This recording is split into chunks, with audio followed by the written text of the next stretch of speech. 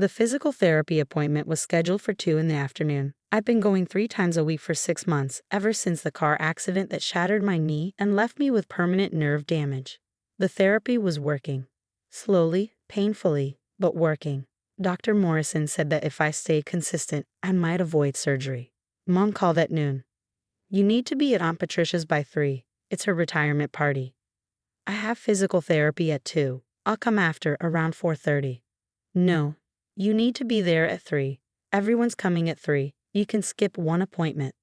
Mom, I can't skip. Dr. Morrison said consistency is critical. If I miss sessions, I lose progress. Sarah, stop being difficult. It's one appointment. Aunt Patricia is retiring after 35 years. This is important. My knee is important. Your knee will be fine. You've been going for months. One missed day won't matter. But showing up late to family events, that shows respect. I stood in my apartment, phone pressed to my ear, my knee throbbing like it always did before therapy. The exercises hurt, but they helped. Missing even one session meant setbacks. Dr. Morrison had been clear about that. I'll come right after therapy. I promise. Stop being so selfish. This isn't about you. It's about family. About showing up for people who've been there for you your whole life. I'm not being selfish. I'm trying to avoid surgery. Oh, please. You're being dramatic. You're walking fine. I see you walking. You don't need therapy 3 times a week. You just like the attention. The words hit like a slap. The attention. Yes, the attention. Everyone asking how you're doing. Everyone worried about poor Sarah with her injured knee. You milk it. But when family needs you to show up for something that actually matters, suddenly you can't. I felt something twist in my chest. I'm not milking anything. I'm in pain every single day. Then take some ibuprofen and deal with it like everyone else. We all have pain. We don't all make it the center of our universe. Be at Patricia's at 3, or don't bother coming at all. She hung up. I stood there, staring at my phone. Then I looked at the time, 1:15. I could still make my appointment. I should make my appointment. But the guilt sat heavy in my stomach. Family loyalty, showing up, being there for people. These were the values Mom had drilled into me since childhood.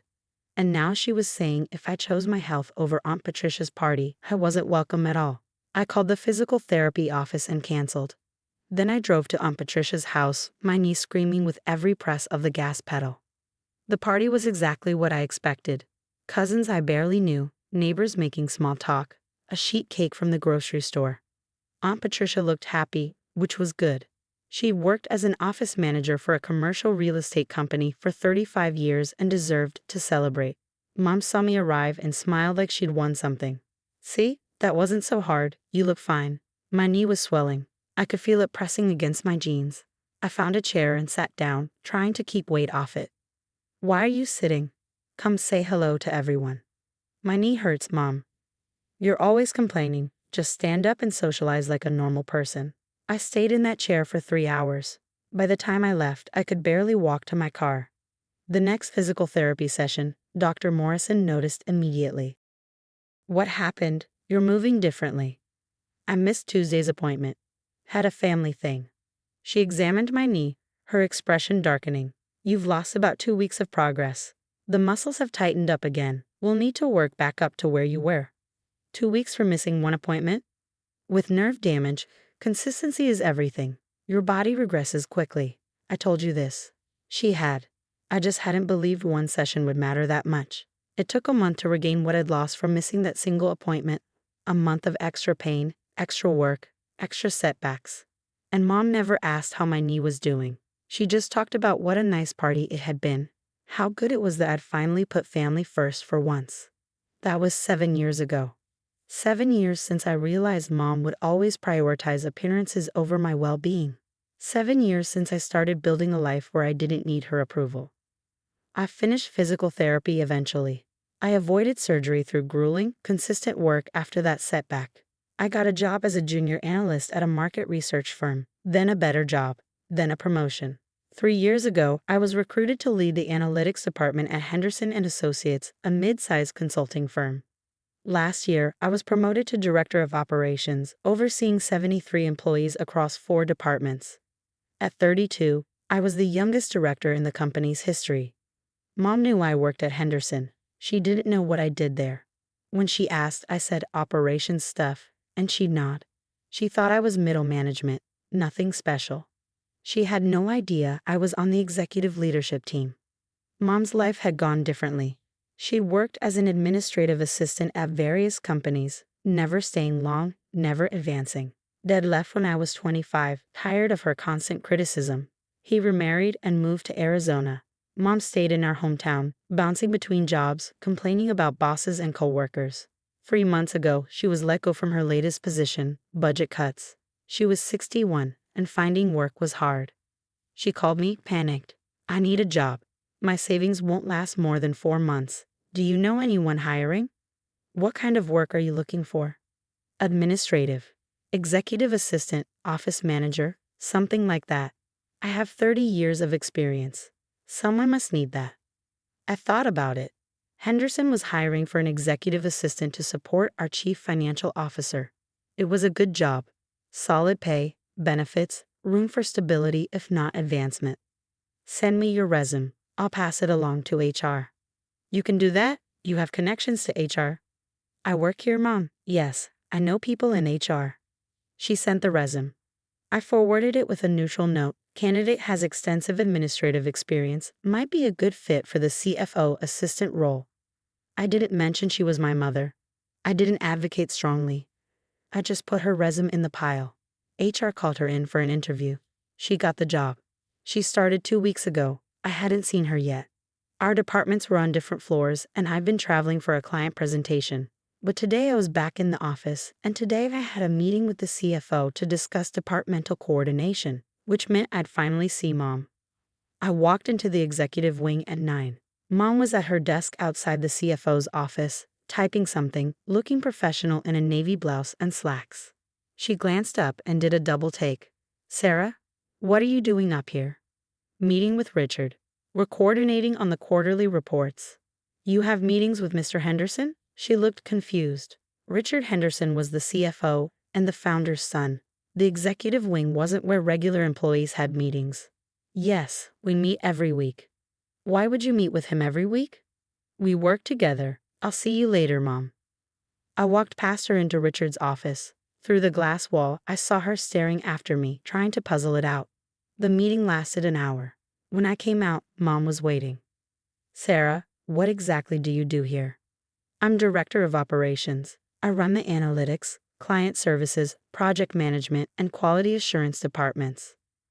Her mouth opened, then closed. You're a director? Yes. Since when? Since last year. I was department head for 2 years before that. You never said anything. You said you did operations stuff. I do. I direct operations. She looked stunned. Then something else crossed her face. Worry, maybe. So you're management. You're my boss? No. You report to Richard. But I'm on the executive team. I'm involved in all major staffing decisions, performance reviews, policy updates. Richard and I coordinate closely. Oh. That single syllable carried a lot of weight. Understanding, realization, fear. Your 90-day review is coming up, I said. End of next week. Richard will conduct it, but I'll be in the room. We do all new hire reviews together to ensure consistency. You'll be in my performance review. Yes. Sarah, Is that a conflict of interest? You being my daughter?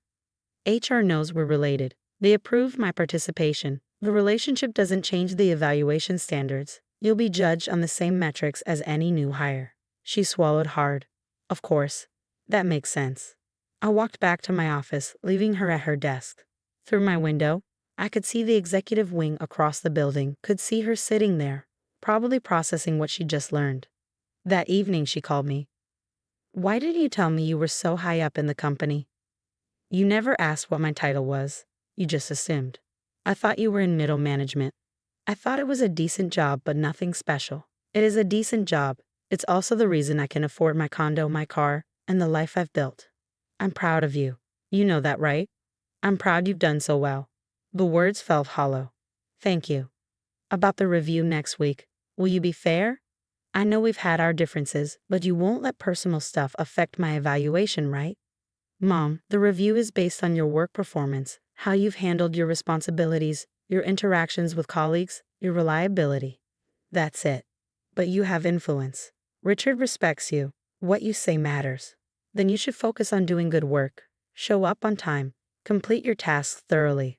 Support Richard effectively. That's what will matter in the review. I'm doing all that. I'm doing great. Everyone says so. Then you have nothing to worry about. But her voice had an edge of panic. Sarah, please. I need this job. I have 4 months of savings. If I lose this, I can't pay my rent. I'll have to move in with your cousin or find some roommate situation. Please don't let our past affect this. Our past. Like it was some minor disagreement. Not 7 years of her dismissing my pain, prioritizing appearances, making me feel guilty for taking care of myself. The review will be professional and objective. That's all I can tell you. She hung up, sounding uncertain. The 90-day review was scheduled for Thursday at 2 in the afternoon. Richard and I sat in the conference room with Mom's file in front of us. Her work is solid, Richard said, flipping through the evaluations from his perspective. She's organized, efficient, anticipates needs well. She's been professional with everyone. A few minor issues with taking initiative, but nothing concerning for a new hire. What kind of initiative issues? She waits to be told what to do rather than identifying needs herself. It's fine for now, but if she wants to grow here, she'll need to be more proactive. I nodded. It fit with what I knew of Mom. She was good at following instructions, poor at thinking ahead. Mom arrived at 2 exactly. She looked nervous, sitting across from us with her hands folded on the table. Richard smiled warmly. Thanks for coming, Janet. This is just a standard 90-day check-in. We do them with all new hires. Sarah's here because we coordinate on all departmental reviews. Of course, Mom said, glancing at me and then back at Richard. He walked through the evaluation. Her punctuality was excellent. Her work quality was strong. Her interpersonal skills were good. The initiative issue came up, framed constructively as an area for development. Overall, you're meeting expectations, Richard said. We're pleased with your performance so far. Any questions? No, thank you. I appreciate the feedback. Great. Sarah, anything to add? This was my moment. I could say something cutting, point out her tendency to avoid responsibility, note her history of job hopping, mention concerns about long-term reliability. Or I could do my actual job, be professional, evaluate her fairly based on her work. I looked at Mom. She was 61, trying to rebuild after losing the job she needed. She was doing good work here. She showed up, completed her tasks, supported Richard effectively. She was, for once, actually putting in effort instead of coasting on excuses. I agree with Richard's assessment, I said. The work quality is strong.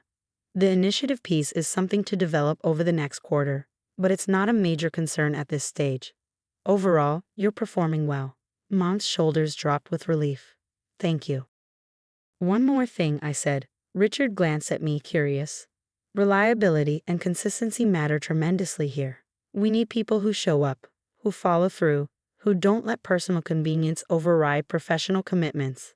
That's non-negotiable. Mom nodded quickly. I understand. Absolutely. Good. Then I think we're done here. Richard wrapped up the meeting. Mom left quickly, probably desperate to escape. After she was gone, Richard looked at me. That last bit about reliability felt pointed. Just reinforcing standards. Right. He smiled slightly. You handled that well. I know it can't be easy reviewing your own mother. She's an employee here. Same standards as everyone else. Still, not everyone could be that objective. After he left, I sat alone in the conference room. Through the window, I could see Mom at her desk, probably still processing the review. 7 years ago, she made me skip physical therapy for a retirement party, made me feel guilty for prioritizing my health, told me I was being difficult, dramatic, attention-seeking, cost me weeks of progress and months of extra pain. Today, I sat in her performance review and evaluated her fairly, gave her credit for good work, highlighted areas for improvement without destroying her. Because unlike her, I could separate personal history from professional responsibility. I could acknowledge what someone did well even when they failed me personally. She'd pass her probation. She'd keep her job. She'd have the stability she needed at 61. Not because I owed her anything, not because I've forgiven what she did, but because she'd earned it through her work performance and because I was better than she'd been. That retirement party 7 years ago taught me something important. Some people will always prioritize appearances over substance, Obligation over need, control over compassion. But I didn't have to be one of them. I closed her file and went back to my office. Tomorrow I'd meet with Richard about the quarterly reports. Next week I'd review 3 other department members. Next month I present to the board. And Mom would show up at her desk every morning, type up memos and schedule meetings, and support the CFO, working for the company where her daughter was on the executive leadership team. The daughter she once called dramatic and attention-seeking for trying to save her knee. Life had a way of coming full circle. Sometimes the circle was perfect. Hi everyone, I'm Martha. It all started one busy afternoon at Starbucks. I was deep into my 4th coffee, completely absorbed in some design work for a major client, when he walked in. Logan Albert. Tall, charming, with an easy smile and an aura that felt both commanding and warm. Later, I'd learned he was the heir to Albert Industries. Mind if I share your table? Every other spot's taken, he asked, looking right at me. I glanced up, ready to politely say no, but something in his genuinely friendly expression made me nod.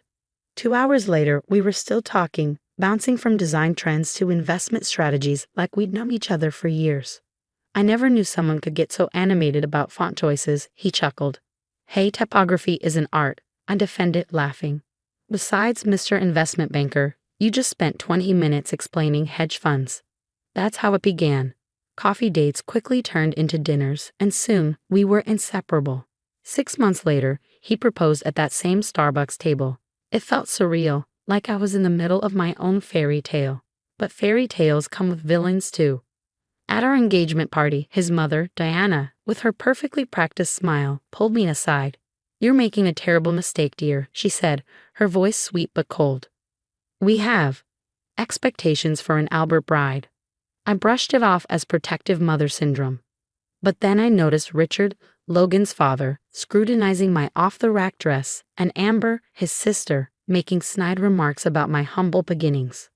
They're just old-fashioned, Logan assured me, squeezing my hand. They'll come around. My best friend Sarah wasn't as optimistic. Martha, these people make the real housewives look down to earth. Are you sure about this? But I was head over heels in love. We had a wedding, small by Albert standards, with only 200 guests. Diana managed to criticize everything from my dress to the flowers with a sugary, passive-aggressive tone. Such a creative choice, dear, she'd say, her eyes lingering judgmentally. But then again, it's what one might expect from someone with your background. Red flags popped up like weeds, but I was so enamored with Logan that I ignored them all. Soon after the wedding, though, I couldn't ignore the secretive phone calls that ended abruptly when I entered the room, or the whispered conversations at family dinners. And Amber's sudden eagerness to bond. She dragged me to sister lunches only to snap photos and document my every word on social media with an exaggerated "just bonding with my new sister" caption. The whole family seemed to be conspiring, but Logan insisted I was imagining it. Then came the night that changed everything. I'd been feeling nauseous all week, and the test confirmed it. I was pregnant. Bursting with excitement, I ran to tell Logan but froze when I heard voices from his study. Mom, this is ridiculous. Logan's voice sounded tense. Martha isn't after our money. Darling, we're just protecting you, Diana replied smoothly. The prenup lawyer is coming tomorrow. We'll see her true colors soon enough. I clutched my still flat stomach, my heart shattering as the realization set in. My fairy tale had morphed into a war zone, but they didn't know who they were dealing with. If the Alberts wanted to play games, I'd show them I could play to win. Looking back, I wish I'd seen it coming. But sometimes you have to go through hell to find your strength. It all truly came to a head at the Albert Charity Gala. Diana was huddled with her country club friends, whispering and casting poorly disguised sneers my way. She grew up in a rental in Brooklyn, one of them muttered, her eyes flitting to me. And her father was a mechanic, I hear. Beside me, Amber had her phone out, recording. So Martha, she started with a sly smile. Logan's really spoiling you, huh? Those designers must have cost a fortune. Actually, I bought these myself, I said firmly, keeping my voice steady. My design business is doing well. Later, at a family dinner, I heard a heavily edited version of that conversation played back, making me sound like a gold digger. The pressure was relentless. Between morning sickness and the constant tension, I was losing weight, barely holding it together. And then the worst happened. One night, I felt a sharp pain and knew something was terribly wrong. At the hospital, the doctor's words cut through me like ice. "I'm sorry, but you've lost the baby." I was devastated, but Diana's reaction? Even worse. "How convenient," she sneered with Logan silent at her side. "Get pregnant, lose the baby. Classic manipulation." I barely recognized the woman in the mirror as I stared back at my reflection, broken and grieving. Logan had grown distant, spending late nights locked in his study. One night, I found him staring at a pile of legal papers. "What's that?" I asked, dreading the answer. "Just some documents from Dad's lawyer," he replied, sliding them out of view. But not before I caught a glimpse. Postnuptial agreement. The final betrayal came at another family dinner. Excusing myself, I paused outside Richard's study when I heard him speaking to Logan. "Either you get her to sign, or you're out," he said in a cold, cutting tone. "No more trust fund, no position in the company. Do you understand what you're risking for this, gold digger?" "Dad, she's my wife," Logan argued weakly. "She's not. She's destroying everything we've built." Richard shot back. "Do you know she's been looking into our business records?" I had been trying to understand why our joint accounts showed mysterious transfers, but they twisted even that. "Just handle it, son, before she ruins us." When I got home that night, Logan was waiting, papers in hand. "They're just protecting our interests, Martha," he said. "Our interests?" I shot back. "Or their control." He sighed, frustrated. "You don't understand how things work in our world." "Oh, I understand perfectly," I said, anger building. "I understand your family has been planning this since day one. Amber has been editing our conversations. Your mother's been spreading lies. They're trying to protect you, you say. From what, Logan? The woman who loves you. Or from having to think for yourself?" He looked stunned as I turned and walked away, my mind racing. They wanted to play dirty. Fine, but they've forgotten something crucial. I hadn't survived on my own all these years by being naive. It was time to show the Alberts exactly who they were dealing with, and I had just the plan to bring their perfect little facade crumbling down. Sarah's engagement party was the perfect hunting ground. I watched Amber knock back her fourth martini, her guard slipping with every sip. She cornered Sarah near the restroom, not noticing my phone, propped up behind a vase, recording every word. "You should have seen her face when she lost the baby," Amber sneered, her voice dripping with mockery. "Such a failed scheme. We've been working for months to get her out. Diana's brilliance, spreading those rumors, making her look unstable. And the recordings? Please, child's play. A few clever edits, and suddenly Miss Perfect sounds like a gold-digging witch. Logan is finally seeing her true colors."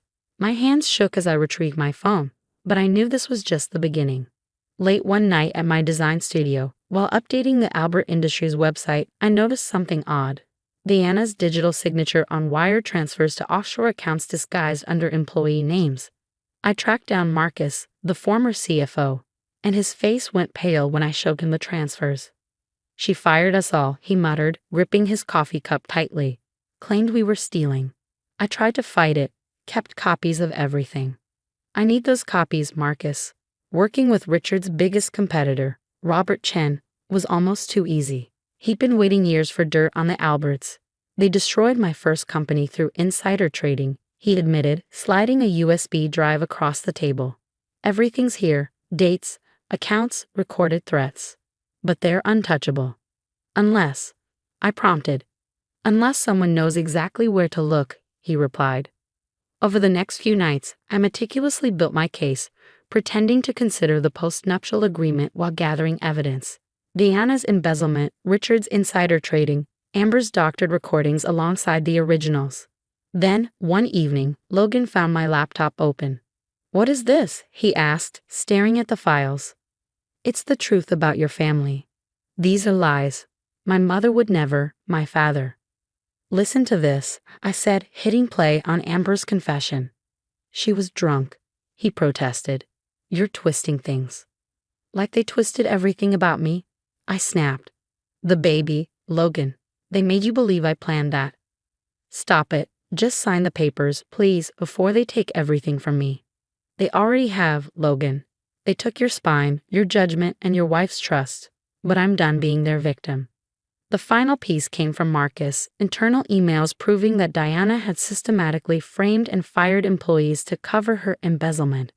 The pieces were all there, a perfect trap ready to spring. "I'll sign your papers," I told Logan that night. "On one condition, a family dinner, one last time." He agreed, visibly relieved. Poor Logan, always choosing the easy path. But tomorrow's dinner would change everything. I'd invited a few special guests: Marcus, Robert Chen, and most importantly, the FBI's white-collar crime division. Let Diana serve her overpriced wine. Let Richard make his condescending toasts. Let Amber record every moment, because this time, I was orchestrating the show. And their grand finale was going to be spectacular. The Albert dining room had never felt so tense. Diana raised her glass, the practiced smile on her face. "To family and new beginnings." "Perfect timing, Diana," I interjected, setting down my glass. "Let's talk about beginnings and endings." At that moment, the doorbell rang. Amber jumped, looking around nervously. "We weren't expecting anyone else." "Actually, I took the liberty of inviting a few guests," I said.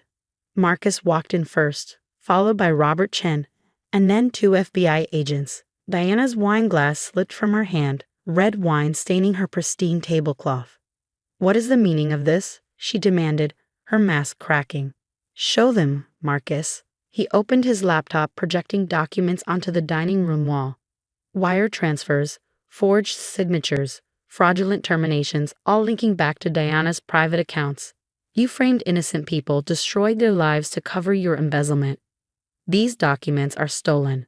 Diana screeched. "This is slander." One FBI agent stepped forward calmly. "Actually, ma'am, these documents were legally obtained through a federal investigation." Richard's face turned purple. "I'll have your badge for this." "Sit down, Richard," Robert Chen said with a smirk. "The SEC is very interested in those insider trading deals you used to crush my company. The evidence is quite compelling." Amber lunged for her phone, desperate to salvage any part of their plan. But Sarah was quicker, holding up the phone Amber thought she'd hidden. "Looking for this." Sarah pressed play, and Amber's original, unedited recordings filled the room. "Funny how different things sound without your creative editing," Sarah remarked. "You planned this," Logan whispered, his face stricken. "No, Logan. Your family planned their own destruction," I replied calmly. "I just made sure they faced the consequences." The next hours were utter chaos. FBI agents searched the house as reporters gathered outside, cameras flashing. Diana was led away in handcuffs, screaming about family loyalty. 1 month later, Albert Industries faced a hostile takeover by Chen Enterprises. Marcus's whistleblower lawsuit exposed years of tax evasion, and the evidence was insurmountable. Logan showed up at my new office, looking haunted. "They're saying we'll lose everything. The company, the houses, even Mom's precious social standing. I should have listened to you." "Yes," I said, sliding the divorce papers across the desk. "You should have." 1 year later, my design firm is thriving. I even bought the building of that Starbucks where Logan and I first met. My latest campaign just won a national award, and Sarah now heads our digital division. Last week, I ran into Amber. She was working as a barista. Diana and Richard are awaiting trial, their assets frozen. Logan, he's living in a cramped studio, learning what real work means. Yesterday, Diana's lawyer called, saying they wanted to make amends now that their society friends have turned their backs. "Please tell Diana that, like her offshore accounts, I've transferred all my concern for the Alberts elsewhere," I replied before hanging up. Now I'm back at my desk, designing plans for my new beach house. The view is spectacular, though not quite as satisfying as watching karma catch up to those who thought they were untouchable. Some people think revenge is best served cold. I think it's best served with perfect timing, irrefutable evidence, and just a touch of poetic justice.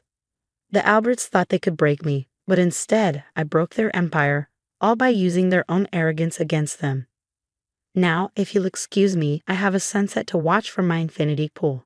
Amazing what you can afford when you're not paying for someone else's karma.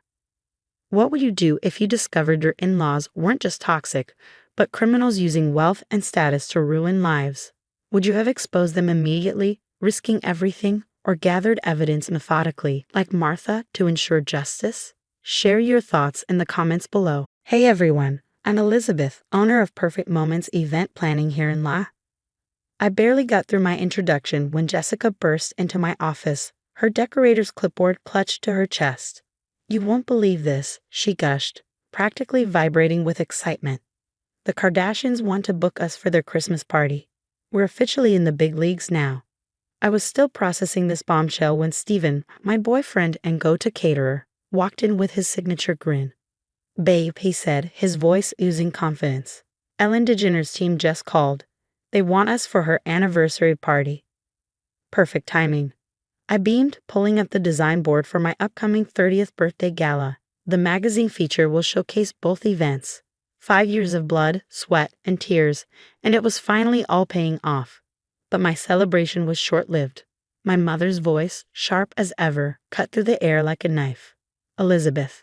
Margaret, my ever-critical mother, strode into my office with my brother Andrew in tow, his smug smile already stealing my moment.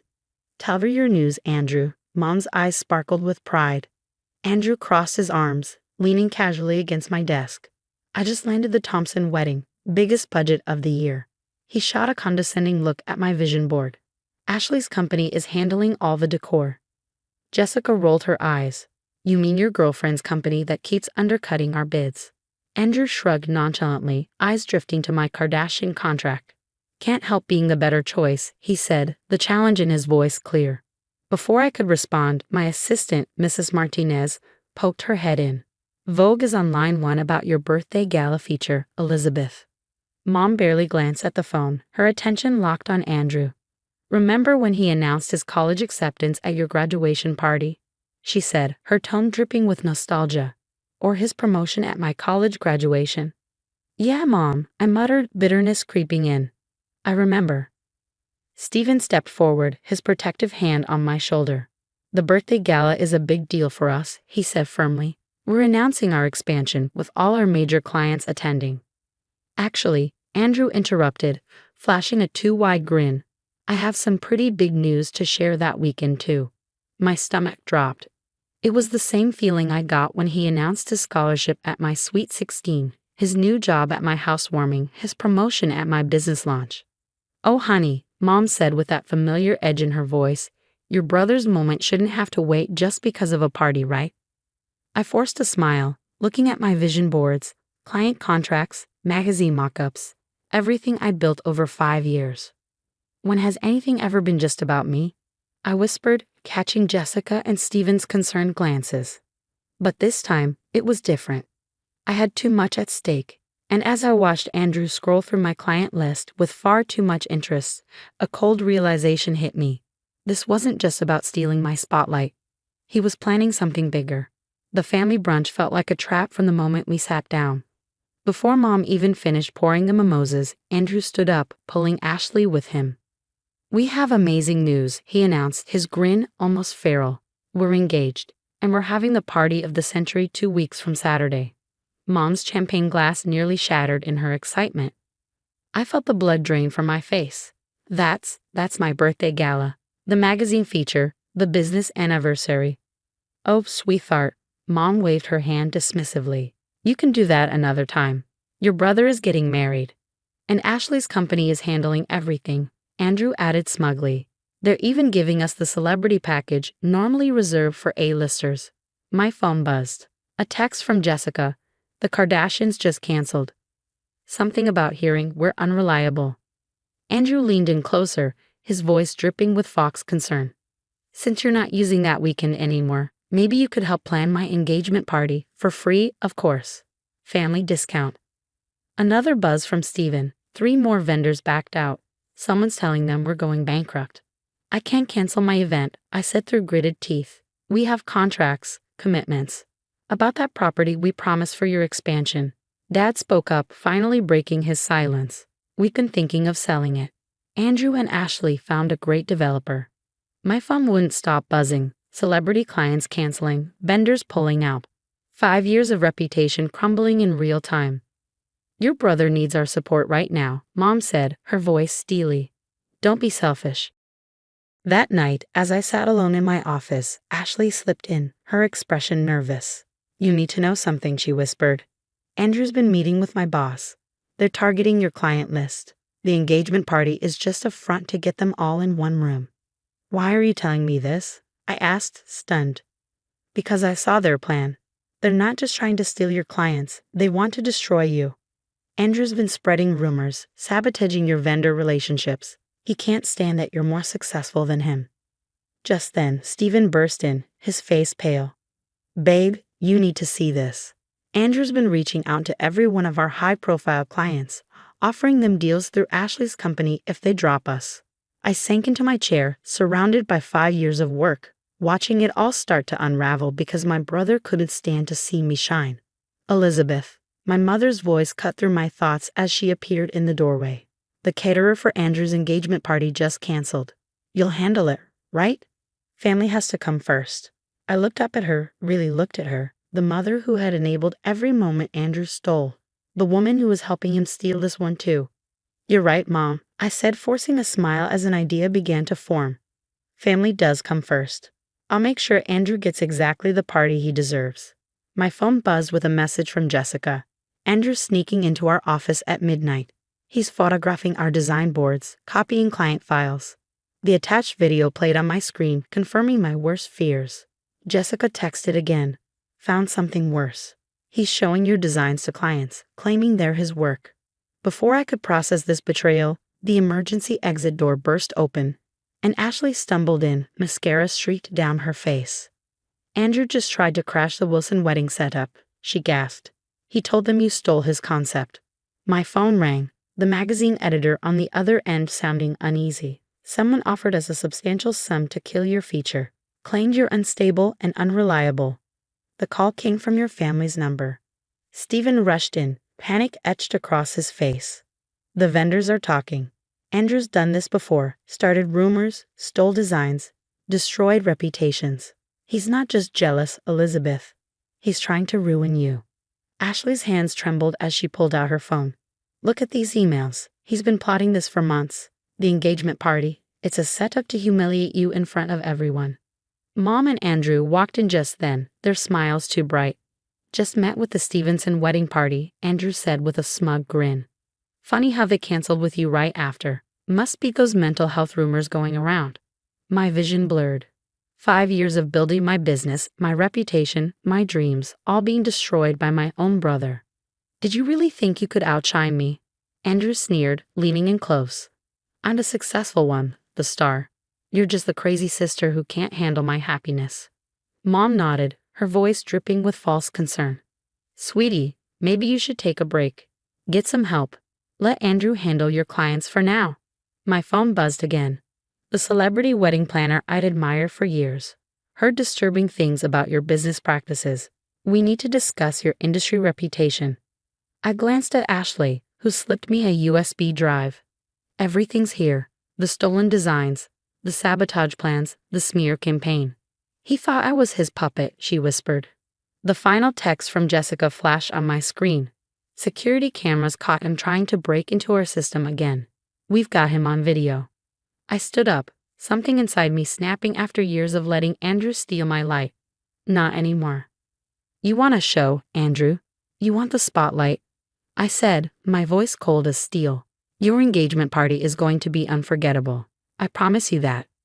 Mom started her usual defense, but I was already walking away, letting them think they'd won, letting them think they'd broken me.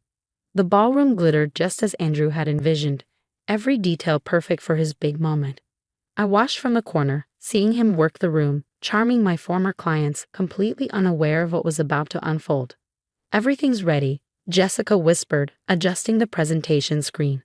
Security's in position in case he tries anything. Stephen squeezed my hand. The magazine team's here, and look who else showed up. Every major player in LA's event industry.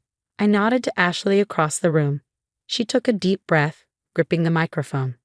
Everyone, if I could have your attention before Andrew makes his speech, I have something to share.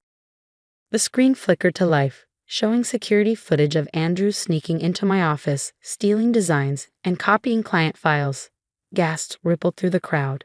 That's my concept board, the Kardashian planner shouted. He told me it was his original design.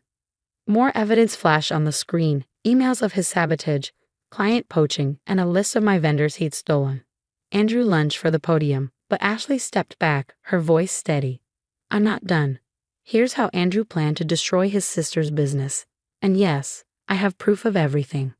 Mom tried to grab the microphone. My son would never. Actually, Mrs. Martinez, the magazine editor, interrupted, stepping forward. We have recorded calls of you helping him spread rumors about Elizabeth's mental health. The room erupted. Former clients confronted Andrew, industry leaders pulled out their phones, documenting everything. You're finished in this industry, the head of the Event Planners Association declared. Every legitimate company will know what you did. Andrew turned to Ashley, desperation replacing his smirk. Baby, we can explain. Explain this, she snapped, projecting their private messages where he bragged about ruining my life. We're done. I stepped forward, watching as Andrew's world crumbled. The engagement party's over, I announced to the stunned crowd. But my birthday celebration, that's just getting started. Security moved in, escorting Andrew out as he screamed about family loyalty. Mom trailed behind him, still trying to defend him. But I didn't care anymore. The weight of their betrayal lifted from my shoulders. The magazine editor turned to me with a raised champagne glass. To Elizabeth Martinez, whose exclusive story just got much more interesting. How does a national feature sound? 3 months later, I stood in my expanded office, gazing at the latest Vogue cover story. Perfect Moments, how LA's top event planner turned betrayal into an empire. Maya burst in, waving her tablet with excitement. 2 more celebrity bookings. And guess who's planning the Oscars after party? Your brother's company just filed for bankruptcy, Stephen added, wrapping an arm around my waist. And Ashley. She's running her own successful business now, the right way. I smiled, glancing at the framed photo of my new team. This was my real family, loyal, supportive, and free of the toxic manipulation I had once mistaken for love. No more stolen moments. No more giving in. No more toxic family-first nonsense. My phone buzzed. It was Mom sending her weekly attempt to fix things. I deleted the message without a second thought. Another text followed. An industry blacklist notification. Andrew couldn't even get a job planning kindergarten parties. Perfect moments aren't given. They are created. And this one, it was absolutely perfect. If your sibling was sabotaging your career, what would you do? Would you expose them publicly like I did, or try to handle things privately to preserve family peace? And here's an even tougher question. Was I too harsh in completely cutting off my mother, who enabled Andrew's toxic behavior for years? Should enablers be given a chance to make amends, or is going no contact sometimes the only way to protect your peace and success? If you've dealt with toxic siblings or enabling parents, hit subscribe for more stories about standing up to family manipulation and choosing your own happiness. Sometimes the hardest battles are fought against the people who should be supporting you the most. Drop your thoughts below. Hey there, I'm Patricia, a 25-year-old freelance graphic designer with a passion for visual storytelling. Right now, I'm living with my older sister, Linda, in our childhood home. It's not exactly the dream setup for someone my age, but hey, it's affordable, and I honestly enjoy Linda's company. Well, most of the time. One evening, while we're lounging in our shared bedroom, Linda says, Patricia, don't you think this room could use a makeover? I look around at the faded posters and the mismatched furniture. Yeah, I guess it's a bit dated. What do you have in mind? Her eyes light up. I was thinking something sleek and modern. Professional, you know? Professional? I repeat, raising an eyebrow. It's a bedroom, not an office. Well, we both work from home sometimes, she says, undeterred. Wouldn't it be nice to have a space that's both comfortable and productive? I shrug, not entirely convinced but not wanting to dampen her enthusiasm. Sure, I guess we could explore it. The next day, we head to a furniture store, and Linda is like a woman on a mission, zeroing in on the priciest, most modern pieces. Ooh, look at this desk, she exclaims. It's nice, I admit, but where would we put our vanity? She waves a dismissive hand. We'll figure that out later. Oh, and look at this minimalist bookshelf. As we move through the store, I notice she's making most of the decisions. Every time I point out something I like, she finds a reason why it doesn't fit. What about this rug? It'd add a nice pop of color. Too busy. We're going for clean and simple, remember? By the end of our shopping trip, I feel like I barely had a say in any of it, but I remind myself that Linda's always had a better eye for design, right? Later that week, I meet up with my best friend Maya for coffee and tell her about the redecoration plans. Her brow furrows in concern. Patricia, don't you think Linda's being a bit controlling? It's your room too. I feel a pang of defensiveness. Oh, come on, Maya. She's just excited. Besides, she knows what she's doing. If you say so, Maya replies, unconvinced. Just make sure you're not getting steamrolled, okay? I laugh it off, but as I walk home, a nagging doubt creeps in. Am I letting Linda take over? Nah, it'll be great to have a fresh new space. What could go wrong? Little did I know, that was just the beginning of a roller coaster that would test my patience, my relationship with my sister, and ultimately, my sense of self-worth. A week later, I had to leave town for a big client project. As I packed, Linda assured me she'd handle the redecorating. Don't worry about a thing, Patricia, she said with a smile. I've got it all under control. You'll love it when you get back. Despite a twinge of uneasiness, I pushed it aside. Linda was the design-savvy sister. What could go wrong? When I returned, exhausted but eager to see our new space, I opened the bedroom door and froze. The room was unrecognizable. Gone were the cozy throw pillows, the colorful art prints, the warm lighting. Instead, it looked like a minimalist office, white walls, sleek furniture, and not a trace of my personality. Surprise, Linda exclaimed. What do you think? I stood there, struggling to hide my shock. It's very clean. I stammered, grasping for words that wouldn't hurt her feelings.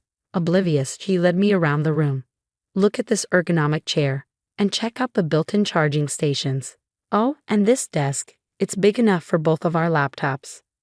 As she rambled on about productivity and efficiency, I felt myself disappearing. Linda, I finally managed to say, where are my things? Oh, don't worry, I packed them up neatly, she said, gesturing toward the closet. My heart sank as I realized all my personal items, my art supplies, my books, even my favorite throw blanket, had been packed away, out of sight. But where am I supposed to work on my illustrations? I asked, my voice barely a whisper. Linda's brow furrowed in mild annoyance. Well, you can use the desk when I'm not using it, or there's always the living room couch. Over the next few days, I watched helplessly as Linda claimed our bedroom as her exclusive workspace. She'd wake up early, park herself at the desk, and stay there late into the night. Every time I tried to use the space, she had a reason why she needed it more. Sorry, Patricia, I've got a big presentation tomorrow. You don't mind working in the living room, right? Or, oops, I forgot to mention I have a video call in 5 minutes. Could you clear out for a bit? The final straw came one afternoon when I returned home to find our bedroom door locked. I knocked, confused. Linda, are you in there? Yeah, just a sec, she called out. I heard rustling and then the click of the lock. She opened the door a crack, looking frazzled. Sorry, I was on an important call. Did you need something? I stared at her, disbelief washing over me. Linda, this is my room too. Why was the door locked? She had the grace to look slightly embarrassed. Oh, I just needed some privacy for this call. You understand, right? Fighting back tears of frustration, I turned away. This wasn't just about a room anymore. It was about respect, boundaries, and standing up for myself. I retreated to the living room, my new unofficial workspace, and pulled out my phone. I needed advice, and I knew exactly who to call. Maya, it's me. Remember when you said Linda might be a bit controlling? Well, you're not going to believe what's happened. After spilling everything to Maya, I felt a weight lift off my shoulders. She listened patiently, then said, Patricia, you need to stand up for yourself. This is your home too. I knew she was right. Gathering my courage, I approached Linda that evening. Hey, can we talk about the room situation? Linda barely looked up from her laptop. What about it? Well, I feel like I've been pushed out of my own space. I can't work or relax in there anymore. She sighed dramatically. Patricia, you're being oversensitive. The room works perfectly now. It's not my fault if you can't adapt to a more professional environment. Her dismissive tone made my blood boil, but I held my tongue and walked away. Over the next few days, I started noticing other little things, how Linda always chose the TV shows, borrowed my clothes without asking, and volunteered me for favors without consulting me first. Then, one day, I overheard her on the phone with a friend. Yeah, I totally got Patricia out of the room. Now I have this amazing office all to myself. She's so easy to manipulate, it's almost sad. My heart shattered. This wasn't just thoughtlessness, it was deliberate. I retreated to the bathroom, fighting back tears as I splashed water on my face. Enough was enough. No more Miss Nice Sister. I decided to start keeping a log of Linda's behavior. The times she locked me out, the snide comments, the way she dominated our shared spaces. It felt sneaky but also empowering. For once, I was taking control. Then came the discovery that changed everything.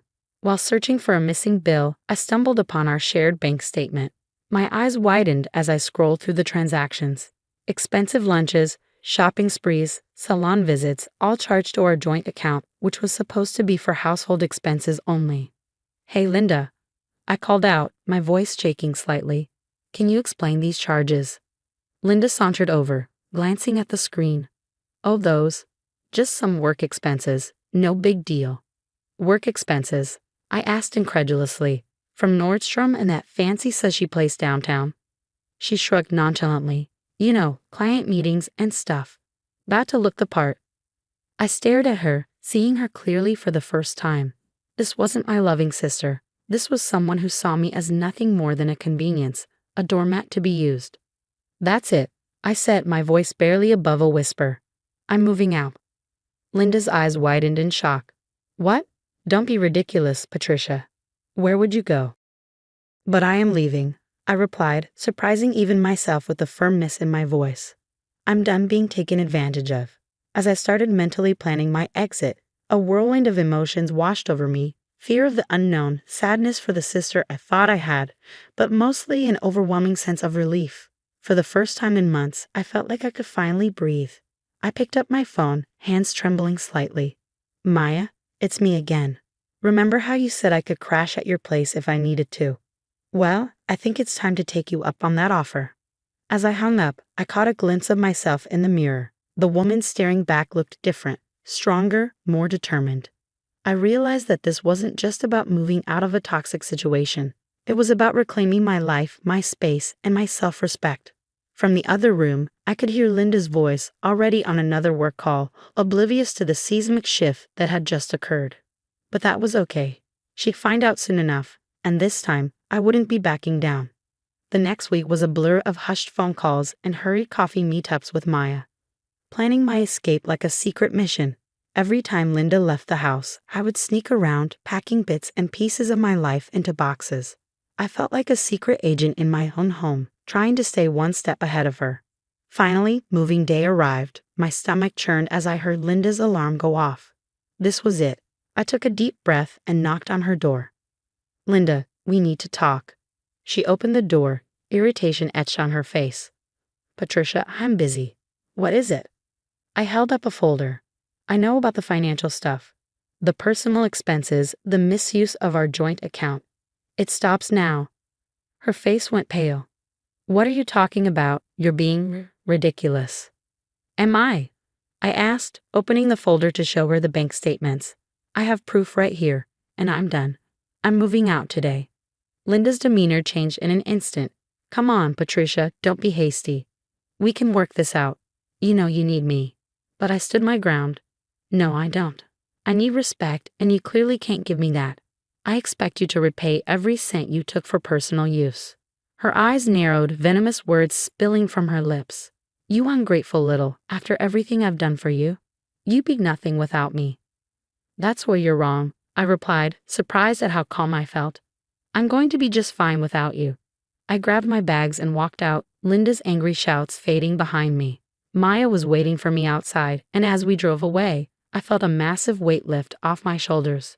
At Maya's place, I settled into my new room. It wasn't huge, but it was mine. I sat at my desk by the window, arranging my art supplies just the way I like them. How does it feel? Maya asked from the doorway. I looked around, a smile spreading across my face. It feels like freedom. That night, I sat at my new desk and sketched for the first time in months. Ideas flowed freely, uninhibited by the fear of judgment or interruption. For the first time in ages, I felt alive and creative, like the real Patricia was finally re-emerging. I never thought I'd have to choose between family and self-respect, but I did. Would you have done the same in my shoes? Share your thoughts in the comments.